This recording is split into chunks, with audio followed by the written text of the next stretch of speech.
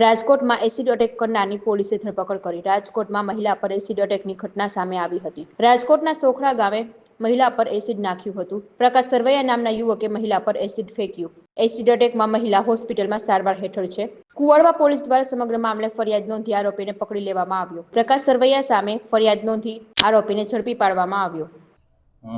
Kuvadva police સ્ટેશનમાં ગઈકાલ તારીખ 22/1/2025ના રોજ સાંજે સોખડા ગામમાં ફરિયાદી બેન છે, એ ફરિયાદી બેનની ફરિયાદ આધારે આ જે આરોપી છે પ્રકાશ પ્રવીણભાઈ સરવૈયા, જેઓની સગાઈ આ જે ફરિયાદી છે તેમના પિતરાઈ બેન સાથે કરવાની વાત થયેલી હતી।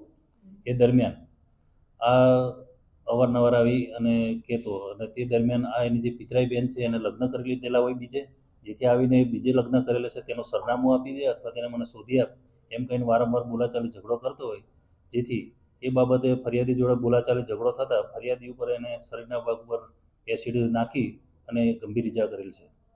હાલમાં અત્યારે સ્થિર હોવાનું જાણવા મળી રહ્યું છે અને હાલ હોસ્પિટલાઇઝ છે। અને અલગ અલગ ટીમો બનાવી પોલીસ સ્ટેશન ડિસ્ટાફ તેમજ પીએસસીના માણસો દ્વારા આરોપીને ગણતરીના કલાકોમાં ધરપકડ કરવામાં આવેલા છે। તે દરમિયાન ભોગ બનનાર છે તેનું પણ ડીડી લેવામાં આવેલું છે। એફએસએલની મદદથી પંચનામું પણ કરવામાં આવેલ છે અને આ એસિડ ક્યાંથી લાવેલો છે તે બાબતની આરોપી અટક કરીને પોલીસ ઇન્સ્પેક્ટર શ્રી તપાસના કામે વધુ આ તપાસ કરી રહ્યા છે। ગુનાહિત ઇતિહાસ હાલ હજુ સુધી કોઈ જાણવા નથી મળ્યો, પણ તેમ છતાં તપાસ દરમિયાન કોઈ ગુનાહિત ઇતિહાસ મળે તો એની ચકાસણી કરવામાં આવશે। સંબંધ જે ફરિયાદી જે બેન છે એ ફરિયાદી બેનની પિતરાઈ બેન સાથે એની સગાઈની વાત ચાલુ હતી કે એની જોડે સગાઈ કરવાના હતા, પણ જે સગાઈ ન કરતા બીજી જે એની પિતરાઈ બેન છે એ બીજે જોડે લગ્ન કર્યા। એ લગ્ન કર્યા બાબતની આરોપીએ એ બાબતનો ખાર રાખીને એના પર એસિડ